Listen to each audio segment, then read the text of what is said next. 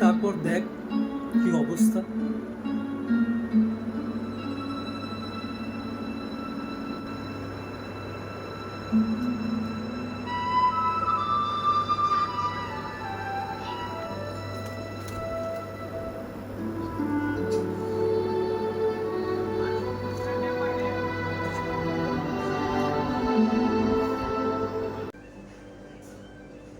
বুঝলি দোস্ত, আমার মাথাতে একটা আইডিয়া আসলো। কেমন আইডিয়া? এই যে যেমন ধর কিছুক্ষণ আগে একটা ঘটনা ঘটলো। কি ঘটলো?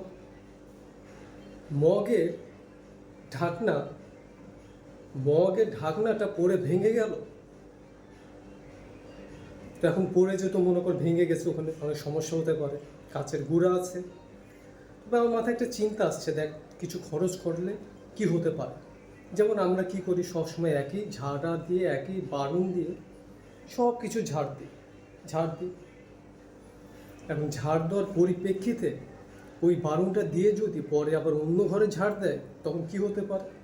কাচের গুঁড়াগুলো ওই ঘরে থাকার সম্ভাবনা আছে।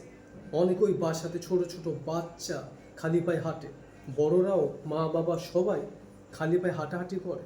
তাহলে চিন্তা কর কি হতে পারে, তাদের পায়ে কাচ ঢুকে যেতে পারে। ঢুকে যেতে পারে। তাহলে মনে কর এখানে কি করা দরকার,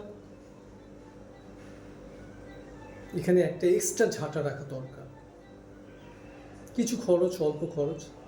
ওই ঝাঁটাটা দিয়ে এরকম টাইপের কোনো ভাঙ্গাচোরা জিনিসগুলো, যেগুলো ডেঞ্জার হতে পারে, এমনকি এগুলো লিকুইড জিনিসগুলো ডেঞ্জার হতে পারে ঘরের মধ্যে যে কোনো ক্ষেত্রে, তো সেই ঝাঁটাটা দিয়ে ওগুলো পরিষ্কার করা দরকার।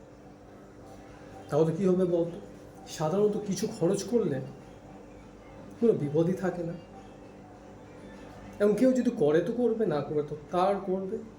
যদি না করে তো তার ব্যাপার, করে যদি করে তো সেন্সিটিভ নিজে থাকা ভালো, নিজে সুরক্ষিত, নিজে ভালো।